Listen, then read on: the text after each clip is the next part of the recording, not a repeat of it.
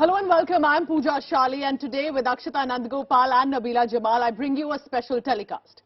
Few Indian writers have managed to make a mass connect with their readers across all age groups and on issues of religion, civilization and history.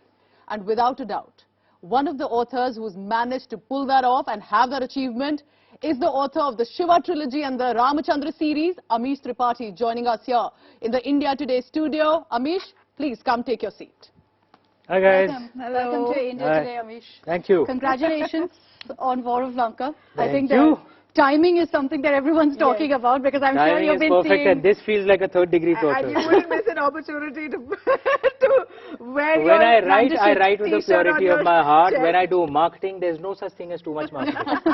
But this is much awaited. Everyone was asking, when are you going to come out with War of Lanka?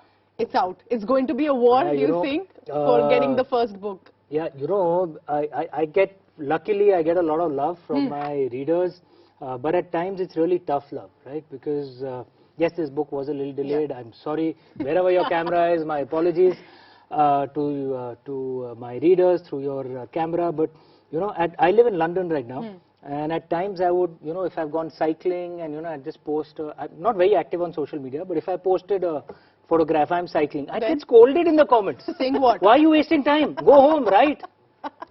Why have you moved to London, though, if I may ask? No, I work as a diplomat out there. I'm He's director also of the the Nehru director Center. of the Nehru Center in Lovely. London. And since you spoke of London, is your work perceived the way it is in India abroad? I don't get tough love out there, fortunately. It's tough love here? No, I get scolded if the book gets delayed. No, that's understandable, because it's a series, right? But yeah, but there are, there are many readers out there as well, many of Indian origin. Luckily, some native British as well, who do read my works. But, of course, they would perceive it from a different perspective. Okay. But yeah, it is interesting engaging with readers of all backgrounds. Okay, let's get right down to it. Okay. War of Lanka. What really stands out for the reader, especially if they've read the rest of the Ram Chandra series, about this one? Look, the first 3 books of the Ram Chandra series are in something called a multilinear narrative. So I don't know if the 3 of you have seen Rashomon, the Japanese movie, Akira Kurosawa's classic. Yeah. So that was essentially a story from different perspectives of each character. And I'd seen that a long time back, and that was one of the things that had stayed engraved in my mind, because essentially a story moves forward on the shoulders of the characters. And the same events appear very different depending on the perspective that you're coming from. What in theoretical physics is called observer bias. I thought that, the Ramayana essentially, the 3 characters, the 3 primary characters who drive the story of the Ramayana forward are Lord Ram, Goddess Sita and Ravan.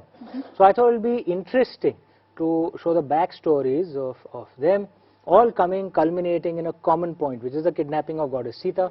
And War of Lanka is where all the narratives merge. So it's from the kidnapping of Goddess Sita till the death of Ravan and the return of the royal couple to Ayodhya. So where, for most modern urban Indians, where the traditional Ramayana ends, that's where this book ends. Wow. Isn't this a timely book? Because I'm sure you're seeing the kind of controversies around Ravan's depiction in the latest Adipurush. Would you like to comment on that, Amish? No, I wouldn't. Okay, Why let me not? ask it a different way, right? Let's ask it a different way. How do you envision Ravan to be? I portrayed that in my book. As someone who's an author, I'm sure you also enjoy creative liberty, right? So keeping that in mind. Well, okay, let me answer your thing from one perspective, because I'm not going to comment on things I don't know details about. Sure. But how I see Ravan, it has been shown in my books, and it's there in many of the traditional versions of the Ramayana. In a modern way, sadly, we have imbibed many of the Western approaches we become very simplistic, black and white. That's not our way. It's not the traditional Indian way. Black and white, pure good, pure evil. This is not our way. Our ancestors were much more nuanced, much more mature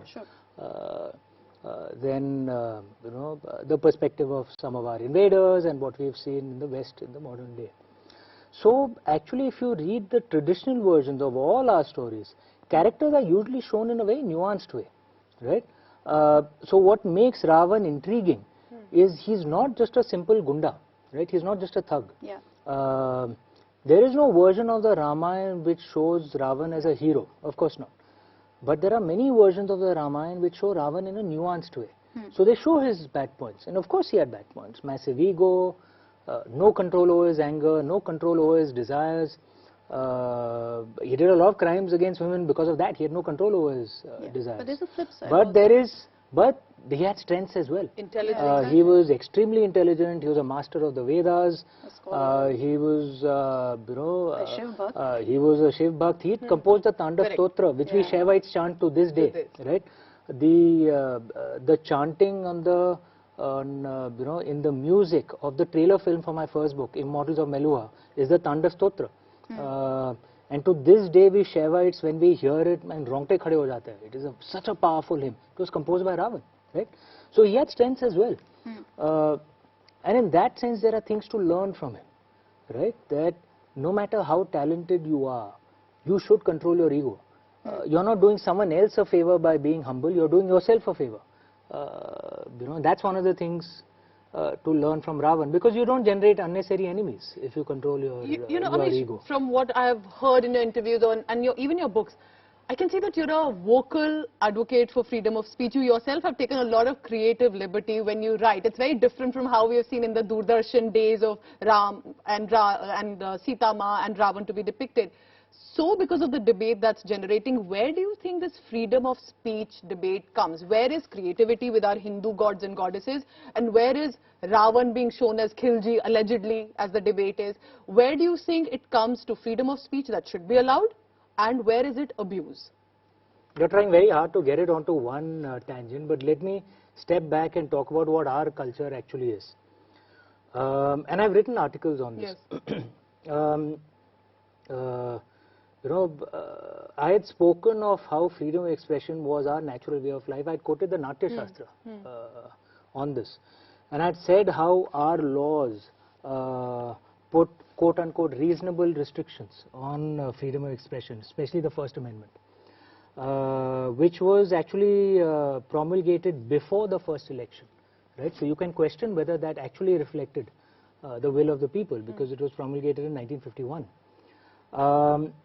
Our ancestors were very clear about freedom of expression, but they also had a corollary to it, which was in the Natya Shastra, that Satyam Bruvat Priyam Bruvat Na Bruvat Satyam Apriyam. That you will speak the truth, but you will speak it with love. If you cannot speak it with love, then don't speak it, right? One of the rules in our traditional way was the value of good manners, right? And speaking politely. Because if you are saying something idly, at least in the Indian way, the purpose should not be to humiliate the other guy. The purpose should be to discuss and debate and hopefully learn something. That's why your creative liberty hasn't led to debates and controversies. People have taken in with a lot of love. Creative liberty is again this term which has emerged in the West, which has this this thing of I am this lone ranger, rebel, taking on the evil, bad establishment. You'll notice even Western atheism has that approach. Indians had atheism as well, by the way. Many of our schools of philosophy were actually atheists. The Charvaks, Mimamsas, Sankhyas, they were all atheist schools. Bodha, Jaina, many of their schools are also atheists. And there was no oppression against them. No one tried to kill them. Nothing was wrong with it in the Indian way. You can be an atheist, you can be a believer, no problem. But you'll notice that the traditional Indian atheists didn't feel the need to insult religious people to prove themselves superior. You notice Western atheists keep doing that, yes. Right? It's almost like the purpose isn't to explore your own path. The purpose is to show someone else down. My truth is the truth. Anyone else is worshipping false gods. No concept of blasphemy. They will burn in hell for eternity. These are very childish concepts, frankly. Right? We didn't have that in India. Now, what bears out, what ends up happening in the real world is game theory. I mean, you know John Nash's game theory, right? Yeah. Yeah. Have you seen the movie Beautiful Mind? No, I've not. I'm clearly not a movie bum at all. So, John Nash received the Nobel Prize for it. I had actually read the original paper. I'm a BSc Mathematics. Game theory speaks of how decision making and choices happen in the real world. Economists keep assuming that that human beings are rational animals. We all know that's not really. There is one aspect to that, but there is an irrational emotional angle to it as well. And John Nash goes into how game theory works, how people's decisions and choices are not just driven by what they think. They also react to how others, behave. Now, one sees this across many countries in the world. If there's one group which will take offense and enforce their writ, and the other groups are relatively polite, game theory says this is not a stable scenario. Either everyone will start taking offense, or everyone will not take offense. It has to be the only stable scenario is one of these two. But right? you know, and you're seeing that work out, frankly, in real life. You know, so in your recent interview, you did say that if you want to write on mythology, there's no better place than India and no better area than Dharma. But in the face of the sensitivity that we see in the country today, do you find it difficult to wade through? Is there a middle ground that you hold or a basic playbook that you use to say, this is how I'm going to portray my characters? This probably won't irk their sentiments and yet would be a success with them. I write my books the way it comes to me. I have been in this for 12 years, 10 books. God's grace, the books have sold some 6 million copies. Have you found any controversy around me? You can Google. I'll ask you that. Is there controversy? Because, for example... Have you heard anything? No, for around example, me? Let me tell you my theory. Not. Let me tell you my theory for why it does not happen. Two things. One, sadly, I'm not saying it's in a majority of the cases, but it does happen. We all know it happens. Artists themselves create controversy with the help of their friends in the media. You know that. I'm sorry, I don't mean to insult you guys. Are you saying but it's you a know deliberate attempt to market? It's a very easy way to market, right? Because it's cost effective. You get publicity and you will sell. I'm very clear. I will never do controversy. Yeah. And that's one of my first rules to my publisher. I just got a new publisher, and that was because I genuinely worship the gods and goddesses I write on. So I'd much rather not sell than sell through controversy. So now, not selling to, if I'll just complete, not selling through controversy takes harder work. Yeah. Right? I'm willing to do that hard work, and my publishers have to be willing to do that work, but we will not sell through controversy. That's one aspect.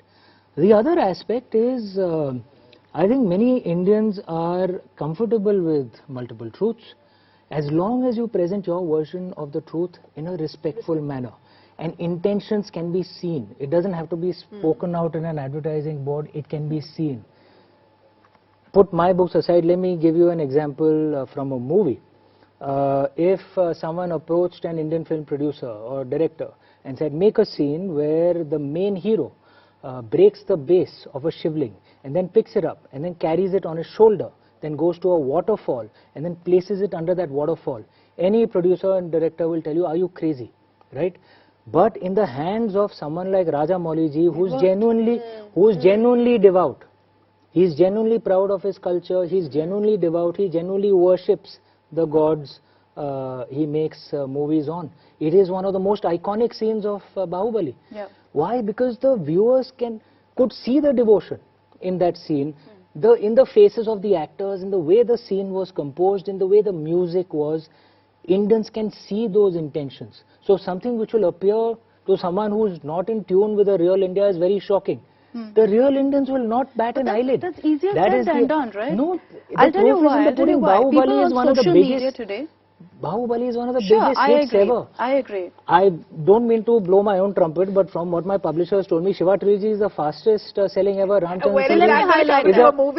Chandra series is the second fastest selling ever. Have you ever seen any controversy? No, I agree. But my point is that quite simply in an age of social media, is it as simple as, you know, all Indians understand the logic behind it, understand the emotion behind it, and so accept it?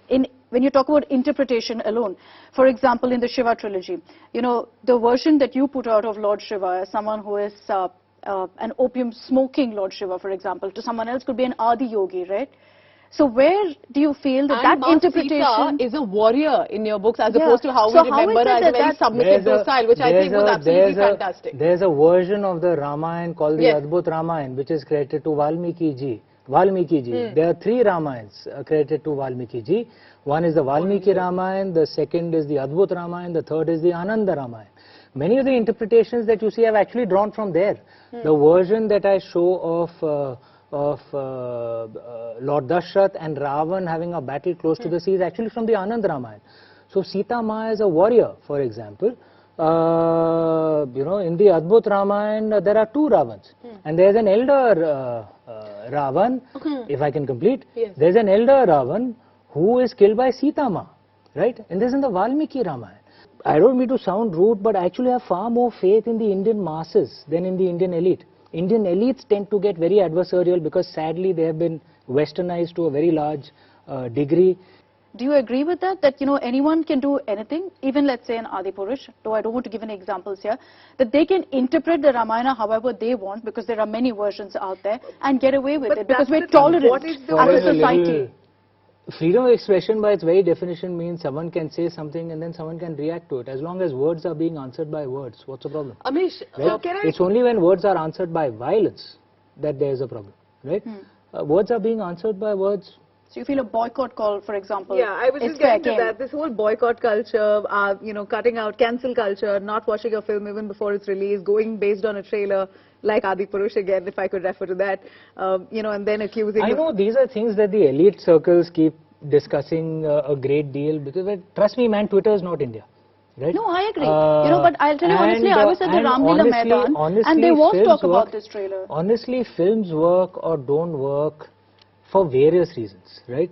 To think that boycott calls or something can make a film or a book Or flop break a or film. success, I don't buy that. Man. You know, Not in a population of 1.4 You don't think that? 4 billion people. No, I don't buy that. Price. I think the logic Mr. Kamal Hassan and Vetrimaran were putting out was that at that time, right, during the Chola era, there was no concept of Hinduism.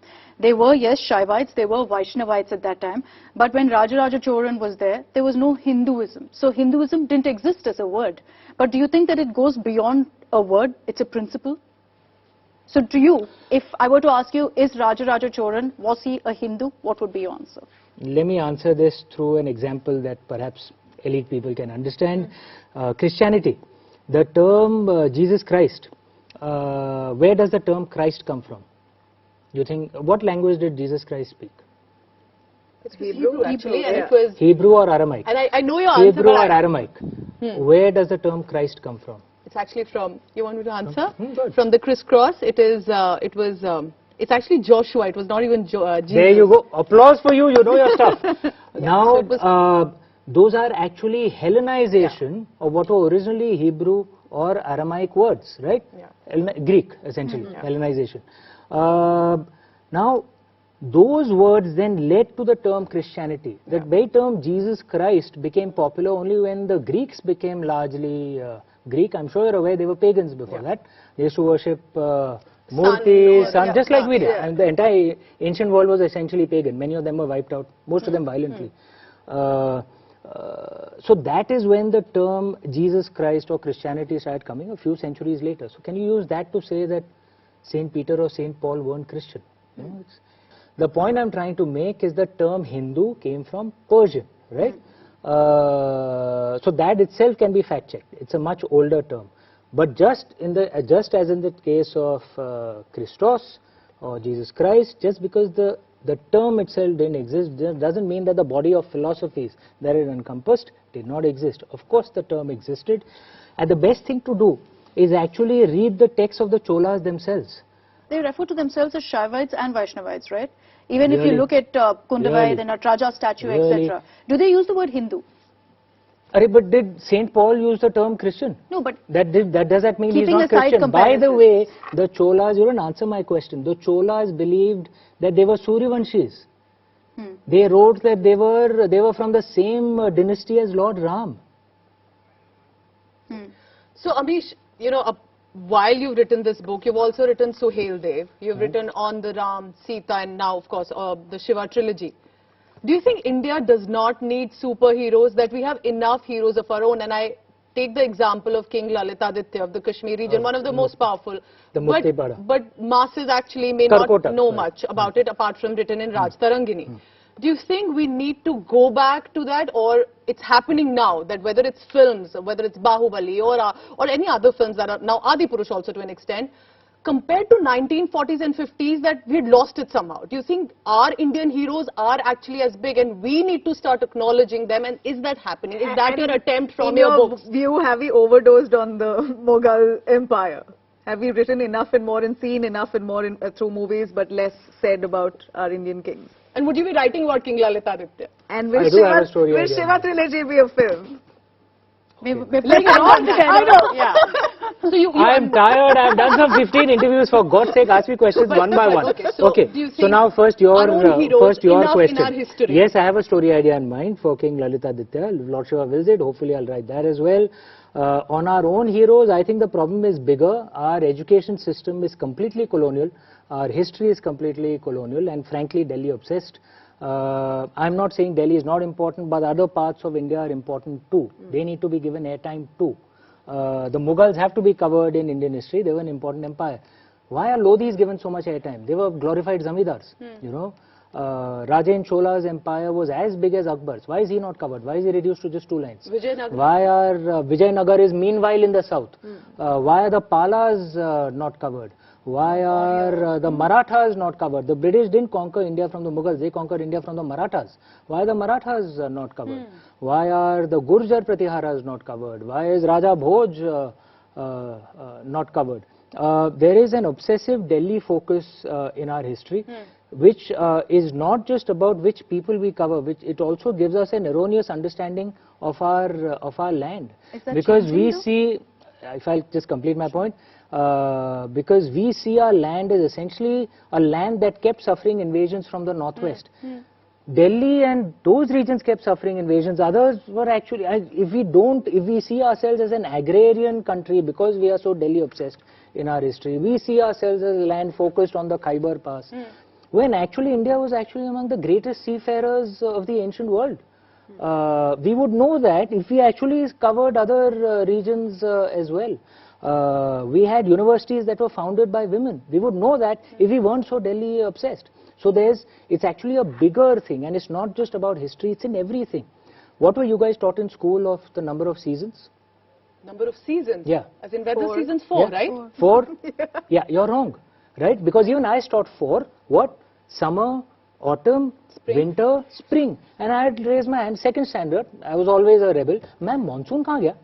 Okay. I was just going to ask and she said, no, autumn is monsoon. Arey, but you said leaves fall in autumn. I have seen monsoon, leaves grow in autumn. She said, shut up, I'll take it to the principal. Boss, it's Europe which has 4 seasons. India has 6 seasons. Something as basic as this, our entire education system is padha likha ke kisi tarah bacche ko Angrez bana do. Right? There's a real world impact of such a ridiculous education system. We get shocked when, our cities flood regularly. Because our cities, all the inspiration is Western cities. Our cities were designed differently because our ancestors realized our entire way of life has to be built around the monsoon. Our ancestors were clear we have to be obsessed by the rain, and they kept reinforcing it everywhere. Think about it, you guys all receive a salary. Imagine if you received your salary such that for 10 months you received 0 and you got your entire salary in 2 months. What should you do? Should you just blow up all that money in 2 months and starve for the other 10 months? Or should you be smart and save that and then spread it out over the 10 months? That's how our ancestors designed our cities. That's how they designed their way of life. Save the water during the flood, spread it out over the next 10 months. And with that hope that War of Lanka will get us closer to our culture, our Absolutely, history. here.